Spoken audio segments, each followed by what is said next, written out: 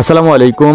আলহামদুলিল্লাহ, আমরা অবশেষে আমাদের খামার থেকে আমাদের গরুগুলোকে বিদায় দিয়ে দিলাম। এই আবেগের কথা, এই অনুভূতির কথা আসলে ভাষায় প্রকাশ করার মতো না। আমরা দীর্ঘদিন যাবত এই গরুগুলোকে লালন পালন করছি, একেবারে ছোটবেলা থেকে, মানে ওদের জন্ম আমাদের এখানে, ওদের বেড়ে ওঠা, ছোট থেকে বড় হওয়া, সব কিছু আমাদের কাছেই। তো এই আবেগটা আসলে আমরা বলে বুঝাইতে পারবো না যে কতটা কষ্টের ছিল। তো সকাল সকালে ওনাদের আসার কথা, যারা গরু কিনে রেখে গেছেন, আমাদেরকে বায়না করে গেছিলেন এবং আজকে ওনারা গরুগুলোকে নিয়ে যাবেন। এবং নিয়ে যাওয়ার জন্য ওনারা প্রথমে এসে আমাদেরকে টাকাগুলো বুঝাই দেন, মানে যে টাকা ওনারা দিয়ে গিয়েছিলেন 4.5 লাখ টাকা আমরা বিক্রি করছি, আপনাদেরকে আগের সেই ভিডিওতে বলেছি। এবং আজকে বাকি টাকা ওনারা আমাদেরকে দিয়ে যাচ্ছিলেন। তবে যখন টাকাটা ওনারা আমাদেরকে হাতে দেন তখন তো বেশ খুশিই লাগতেছিল, কারণ দীর্ঘদিন আমরা এই গরুগুলাকে লালন পালন করছি।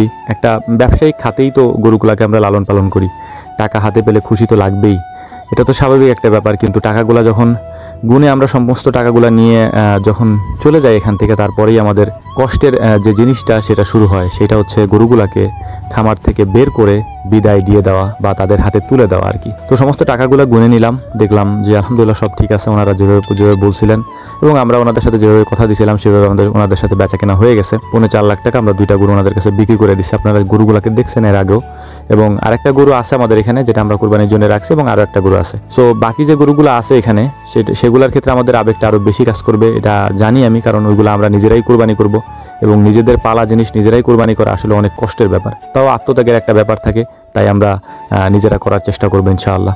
তো গরুগুলাকে বের করতেছিলাম, বের করার পরে আসলে আমি অন্যান্যবার আমি নিজে ধরার চেষ্টা করি এবং ওদেরকে থামানোর চেষ্টা করি, কিন্তু আমার কাছে মনে হইতেছিল যে খারাপ একটা অনুভূতি কাজ করতেছিল ভিতরে। যদিও এটা স্বাভাবিক, দিয়ে তো দিতেই হবে, কিন্তু এইভাবে দেওয়াটা আসলে আমাদের জন্য একটু কষ্টকরই হয়ে যায়। নিজেরা আদর করে যত্ন করে তারপরে গাড়িতে তুলে দেওয়া, যাইতে চায় না তারপরে হচ্ছে জোর করে দিয়ে আসা আর কি। বইলে বুঝাইতে পারবো না মানে এই অনুভূতির কথা। খুব খারাপ লাগতেছিল, কষ্ট লাগতেছিল, ওদেরকে উঠাই দিচ্ছিলাম আমি বারবার। কি বলবো আর, আসলে বলার কিছু ভাষা নাই। আসলে আমরাও অপারগ, কিছু করার থাকে না, অবলা প্রাণী ওরা। আল্লাহ তাআলা ওদেরকে সৃষ্টি করছেন আমাদের জন্যে, আর আমাদেরকে সৃষ্টি করছেন আল্লাহ তাআলা তার ইবাদতের জন্যে। নিয়ামত